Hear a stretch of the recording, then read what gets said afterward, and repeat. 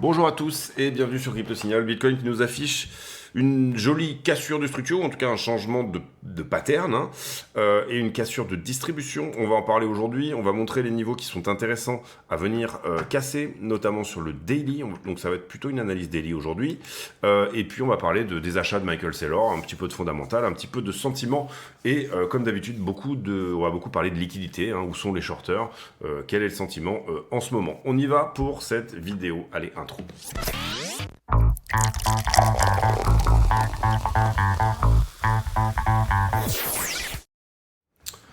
Alors daily, on va pas réitérer tous les scénarios, etc. Mais pour le moment, cette cassure-là est plutôt propre. Vous voyez qu'on sort ici d'une distribution en 5 et qu'on vient de changer, la structure vient de changer de caractère d'une certaine manière. Si on doit considérer les choses comme ça, c'était l'impulsion, pardon. Ça, c'était l'impulsion, d'accord. De là à ici. Ça, c'était la correction.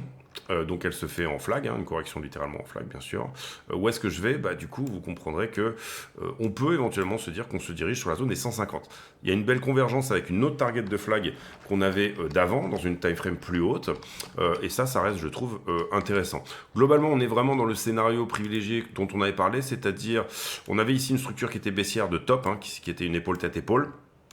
On a dit ok, une fois qu'on aura bouffé plus ou moins la liquidité qui est là, et elle était plus grosse, bien sûr, au moment où là je l'ai diminuée puisqu'on l'a prise, et qu'on sera passé sous la structure, on a peut-être des chances de faire un SFP, c'est-à-dire un swing failure pattern. Sous-entendu, en fait, on prend juste la liquidité et on réintègre. Le niveau à jouer en daily, c'était le niveau de daily précédent. Vous l'avez vu ici. Ça, c'est un niveau daily qu'on n'a pas perdu, d'accord. Et pour le moment, on est en train de rejouer avec un niveau daily au rejet, qui pour le moment est en train d'être cassé, mais on peut pas encore l'enlever. Puisque d'une certaine manière, on n'a pas encore clôturé la journée, d'accord. On a ouvert sur ce niveau-là et on n'a pas encore clôturé la journée. Le niveau daily à prendre, et je pense notamment à ce 1 heure, mais je pense surtout au niveau daily, encore une fois, et là on parle de daily, et on a dit qu'on faisait une analyse en daily aujourd'hui, pour être sûr qu'on va pas juste sur une prise de liquidité au-dessus et venir chercher cette liquidité-là pour finalement se faire rejeter par l'ATH, d'une certaine manière. À savoir que si on vient prendre la liquidité là, pour moi je vise 114, 115 à peu près, c'est-à-dire que probablement on sera shorté sur cette zone-là, etc. Voilà, ça risque de pousser un peu plus, à chaque fois vous comprenez qu'on vient prendre la liquidité, mais on pousse toujours un petit peu plus. Donc moi je vise 115 si c'est une prise de liquidité uniquement au-dessus de l'ATH, un peu comme on a eu dans le délire ici des 110 pour aller à 112 à peu près. L'ancien ATH était à peu près ici, d'accord, et on a fait 110, 112 rejets, d'accord. Donc si c'était le cas, je vise 114 personnellement. Si ça n'était pas le cas, on le saura si on casse le daily qui est là et qu'on s'installe pendant un certain temps au-dessus de l'ATH. Typiquement, ne pas faire ce genre de choses, d'accord. En daily, ici, vous le voyez très bien, on avait fait un ATH, on ne l'a pas cassé, on a fait une mèche. Et ce genre de mèche est relativement dégueulasse puisque derrière on est entré bien sûr dans une correction bien plus substantielle. Voilà un peu l'idée, ne pas venir juste prendre la liquidité au-dessus de ça, mais s'installer durablement, donc casser les niveaux dans leur time frame. Un niveau est toujours horizontal et il a toujours une temporalité, en tout cas nous dans notre manière de fonctionner. Le 4 heures c'est à peu près le même DEL, il n'y a pas de souci là-dessus. Voilà, c'est le même délire en 4 heures qu'en daily d'une certaine manière. La structure est en train de changer de caractère. Ce qu'on espère maintenant, c'est, vous avez fait ici un break of structure, ce qu'on veut c'est une continuation de structure, c'est-à-dire un plus bas qui sera plus haut que le précédent et un sommet qui sera plus haut que le précédent. Vous allez forcément voir une structure de retournement ici, il y en aura une à un moment, à savoir ce genre de choses, par exemple épaule tête épaule, bim, qui sera cassé, ce genre de délire. On peut éventuellement même voir ce genre de mouvement plus que de raison, sous-entendu, pas plus que de raison, c'est pas du tout, c'est très mal dit. Mais voilà, rejeter, j'entends par ici, rejeter peut-être un peu plus haut, on est peut-être un petit peu, voilà, plutôt sur 108 800, on voit qu'il y a un petit niveau là. Rejeter sur 108 800 et venir ressourcer sur ce node de volume profile qu'on a réussi à passer. Vous comprenez ici que théoriquement, il devrait y avoir une sorte d'inversion de polarité. C'est-à-dire que s'il y a rejet, pour moi, il y a des bonnes chances que le 105 désormais fasse support. Au même titre que si jamais on se fait à un moment donné exploser, il y a des petites chances que ici 93 fasse support également. Je pense qu'on est pas mal. Je pense sincèrement que ça peut agir comme support ici. C'était auparavant une résistance, on a eu du mal à le passer, mais on a créé beaucoup de volume dans cette zone. Et je vais beaucoup parler d'inversion de polarité et de psychologie d'un retest. Donc du coup, je ne vais pas refaire la même redite aujourd'hui. J'en ai surtout pas mal parlé dans les dernières vidéos en plus. Ether, Bitcoin sur support. Impulsion ici, pour moi, Ether Bitcoin est donc des prédispositions très haussières. Maintenant, il y aura peut-être un passage sous cette petite structure intermédiaire. Si je le vois, par exemple, flaguer, je le vois bien faire un truc comme ça. Donc, il reste dans une structure haussière. Pour moi, tant qu'on ne perd pas, je dirais 0,022, d'accord, donc voilà. Pour moi, on ne s'inquiète pas si ici, par exemple, là, vous avez un joli double top. Si on va chercher un peu plus bas et sous la structure sur Ether BTC, je trouve que ça ne serait pas insultant non plus. Ça nous emmènerait finalement Ether sur le support aussi, peut-être sous la structure 2002-2003, ou pas, hein, c'est-à-dire que ce mouvement peut se faire dans un moment où Bitcoin est vraiment en train de pousser fort, ce qui voudrait dire que Bitcoin pousse plus fort qu'Ethereum, et donc la paire Ether BTC vient chercher sous sa structure, elle, de son côté, mais Ether contre le dollar, et lui, plutôt à l'augmentation. En tout cas, on avait un très beau range sur Ether dollar, qui était ultra prenable dès le début. Nous, on en a parlé, je pense, par ici. Et vous voyez qu'on aurait pu prendre 1, 2, 3, 4, 5 et 6 mouvements qui auraient marché tous. Donc du coup, ça aurait fait un très très beau ratio. Personnellement, je joue plus ce genre de time frame, mais on en avait beaucoup parlé en intraday que ce truc-là, une latéralisation sur Ethereum, était plus que probable. Personnellement, je le vois bien maintenant, soit ressourcé sous la structure, c'est-à-dire 2003, pour un mouvement pour aller à 3000, entre 3000 et 3003. Maintenant, il peut très bien casser tout de suite. Ce qu'on voit sur les plus petites UT, hein, là on est en 4 heures, mais globalement sur du 1 heure, ça reste assez impulsion, correction, peut-être une impulsion supplémentaire, en tout cas dans le délire, d'accord. Un gros signal que ça va pas être le cas, c'est si on accélère maintenant, c'est-à-dire que je casse en fait la distrib qui est là, et que pour le coup j'ai un momentum qui accélère. Vous comprenez que j'ai un truc qui est assez mou là, et si d'un coup, pouf, j'accélère comme ça, bah à ce moment-là, bien sûr, on vient prendre le niveau daily, on vient clôturer le daily, et on vient sur une prise de liquidité. Un petit peu dommage qu'on soit, puisque là vous comprenez que ce qu'on veut c'est short squeezer ça, et que donc on a un niveau à short squeezer et un niveau à short squeezer ici, un peu dommage qu'on ne soit pas encore plus en pente, c'est-à-dire que ces deux niveaux-là ne viennent pas l'aider à pousser quasiment jusqu'à 3000 directement. Vous comprenez qu'on a un range, mais moi j'aime bien les ranges quand ils sont un petit peu en pente comme ça, parce que là du coup ça vous donne bien sûr des shorts à squeezer. La Total 3 dominance, donc toutes les altcoins hein, globalement, c'est sur support. On va la prendre dans un time frame un peu plus large. C'est sur support, pas de nouveauté. On a perdu cette trend ici et ça c'est dégueulasse de l'avoir perdu. Mais on l'a pas perdu, on l'a perdu en weekly en fait. On l'a pas perdu en monthly. Moi je considère que c'est une monthly puisqu'elle date depuis juin 2023, donc il y a 2 ans maintenant. Et on est sur le support qui est là, d'accord. Pour le coup, le support est dans une petite UT. C'est un support dans lequel on est sur du daily weekly, hein, d'accord. On l'a un petit peu entamé, mais il y a quand même des réactions dessus. Ce que je voudrais voir maintenant sur les altcoins, c'est qu'on casse cette distrib-là et qu'on casse également celle-là, d'accord. C'est pas le cas hein, pour le moment, mais en général, on dit toujours que quelque chose d'horizontal est plus à même de casser quelque chose d'oblique que l'inverse, d'accord. Donc, je suis assez confiant sur le fait qu'on peut au moins tenir là-dessus. En revanche, si on fait ça, là c'est vraiment moche et ça nous emmènera les altcoins extrêmement bas et on restera sur un mouvement drivé par BTC avec un petit regain d'Ethereum. Mais en gros, ce seront que les gros qui ont une forme d'adoption institutionnelle qui seront potentiellement plébiscités.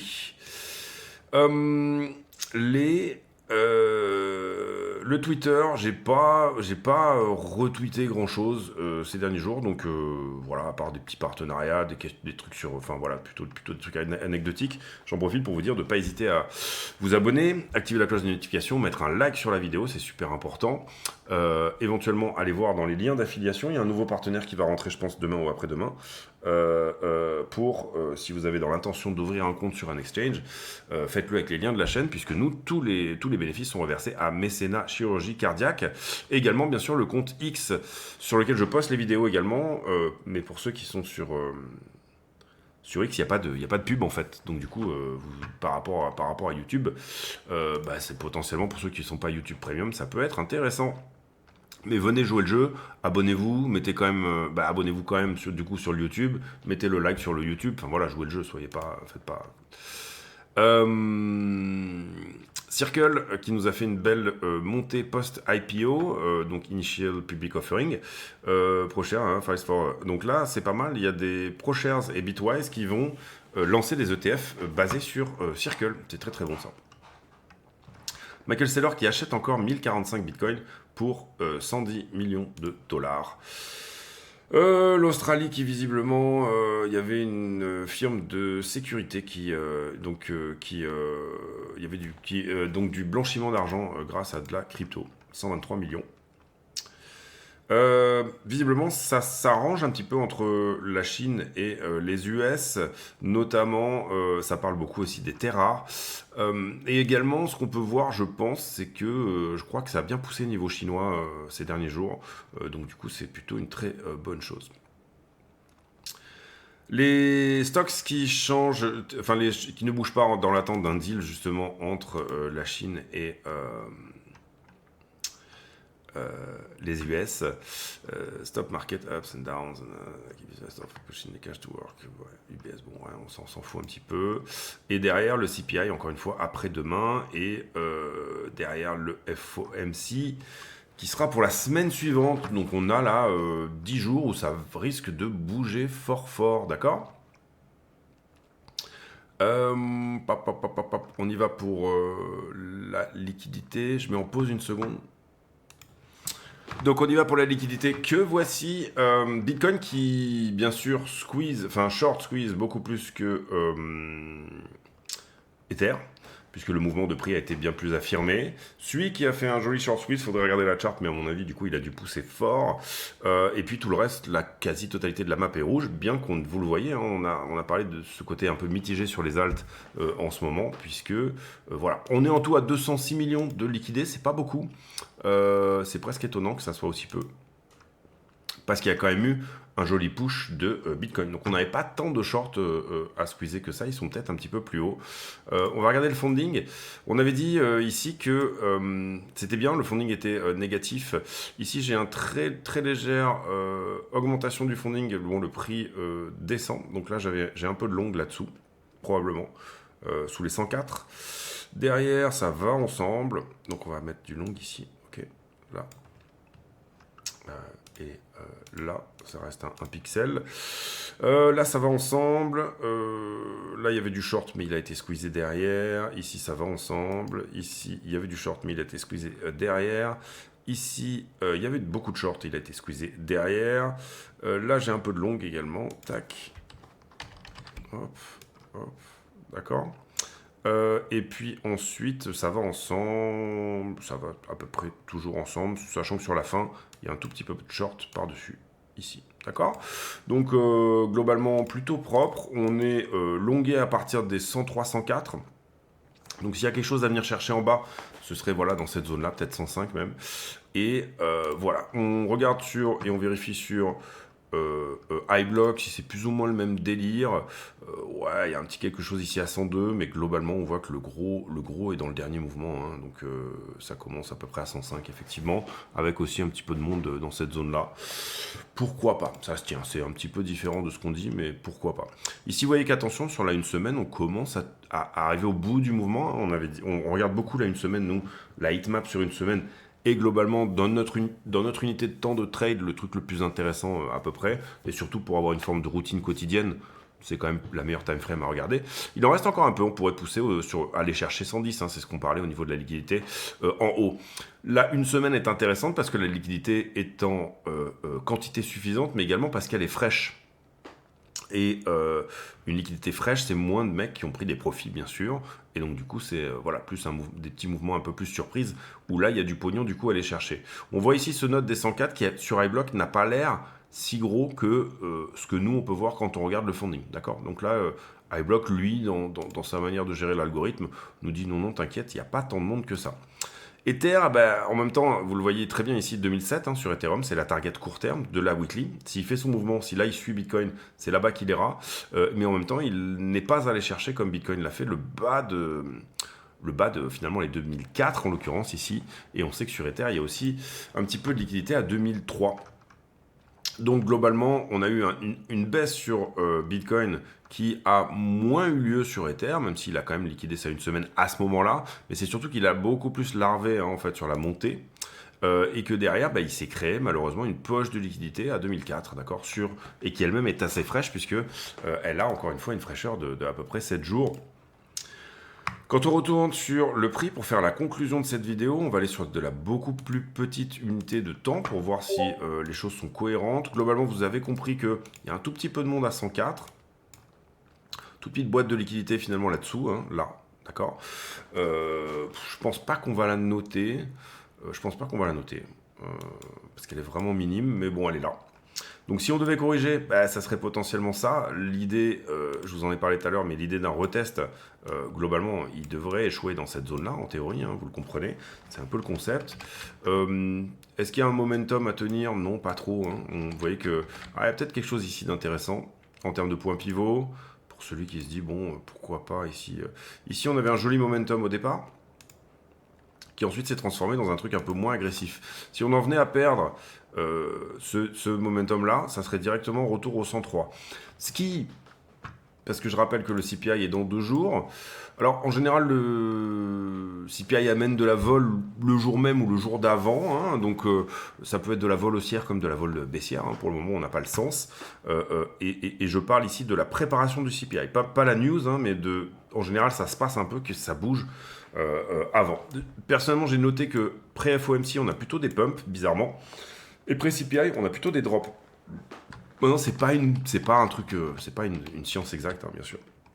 Mais si on vient à perdre tout ça, ça c'est un bon point d'entrée, d'accord. Le bas de ce volume profile, le point pivot entre les deux, hein, ici c'est un point commun de momentum. Si on vient à coucher la première, peut-être qu'on couchera la deuxième et qu'on en fera un niveau à plat. Il y a effectivement dessus un petit quelque chose en termes de niveau. Voilà, je dirais que légèrement sous 104. 103 800 est un bon point d'entrée pour jouer la continuation, hein, en fait, de cette histoire, d'accord. Derrière, comment dire, ça c'est un peu, j'ai pas grand chose à dire là-dessus, d'accord, puisqu'on regarde le 15 minutes, hein, l'idée ici c'est quand même d'essayer d'aller voir, bon j'ai mon pulse, j'ai ma correction, pour le moment voilà, ça risque potentiellement d'être ce genre de petit range comme ça, donc A, B, C comme ça, et continuation.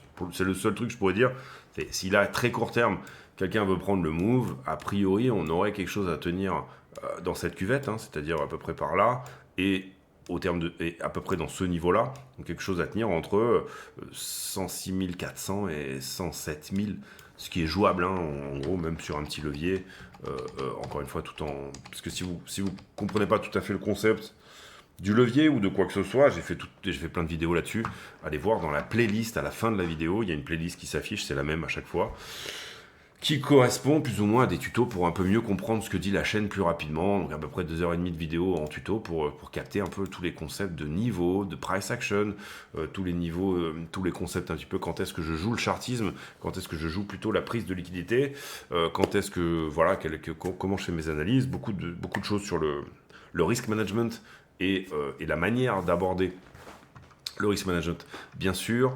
Donc voilà. Mais à ce stade, je dirais que ce qui se passe tant qu'on n'a pas perdu ça, hein, ce qui se passe en 15 minutes, pour le moment, c'est juste, j'ai un momentum qui ralentit, mais je continue quand même à pousser. Donc voilà, à ce stade, je trouve que c'est pas forcément une UT qui est très intéressante à regarder, même si c'est toujours un petit peu le cas. On peut zoomer beaucoup plus pour essayer de voir s'il y a des choses, pour le coup, un petit peu intéressantes. Là, voilà, si on arrive à casser un petit peu tous ces niveaux-là, vous avez une petite ETE ici qui est en correction. Moi, j'aime pas trop les ETE en correction. Vous voyez ici, donc épaule, tête, épaule. Si on la casse, ça vous donne tout de suite une target intéressante parce que c'est plus 1000 ou 1500 $, un truc comme ça. Hop, je le fais à la serpe, hein, mais voilà, globalement 109. En correction, j'aime pas trop. Enfin, disons que quand c'est la correction, quand le TE est la correction, je suis pas fan. Je suis encore moins fan quand elle est comme ça. C'est-à-dire que là, vous voyez qu'elle short squeeze à chaque fois. Elle vient chercher ses shorts. Donc elle est en pente comme ça, en fait. D'accord. Ok. En correction, j'ai tendance, moi, si jamais c'est ça la correction, j'ai tendance à les préférer comme ça, parce que là, vous avez un truc à squeezer, justement en short, il y a de la liquidité à venir chercher. Là, vous voyez que c'est un truc qui vient chercher mollement à chaque fois. C'est une montée larvée un petit peu. Bah, donc, c'est pas le genre de truc que j'aurais tendance à essayer d'aller jouer, ni en termes de structure, ni en termes où la structure ne correspond pas à la liquidité, hein, vous l'aurez compris ici, puisque nous, ce qu'on cherche, c'est de l'impulsivité de short squeeze. Donc, pour le moment, là, je dirais que la zone est plutôt propice à calmer un peu le jeu. On avait un très beau momentum, encore une fois. On a un joli niveau ici, hein, encore une fois, aussi 107. Voilà, j'aurais plutôt tendance à dire ça risque de calmer pour revenir à 107 déjà dans un premier temps et nous donner une flat pour une continuation. Ça serait à peu près ça le concept de base. Voilà les amis, j'espère que cette vidéo vous a plu. Si c'est le cas, n'hésitez pas à le dire. On appuie très fort sur le bouton like, on lâche éventuellement 2 ou 3 commentaires. Et puis voilà, on se retrouve demain pour une nouvelle. Je voulais faire la rapide aujourd'hui parce que c'est quand même un petit breakout et que voilà, pour le coup je ne suis pas parti en week-end cette fois-ci.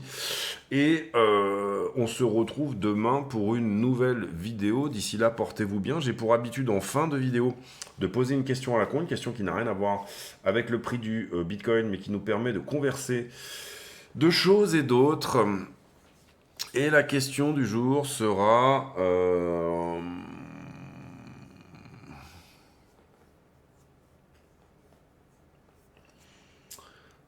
fréquence de... quelle est la fréquence à laquelle vous vous lavez, tout simplement. Personnellement, moi, je me lave une fois par jour, le matin, tous les matins.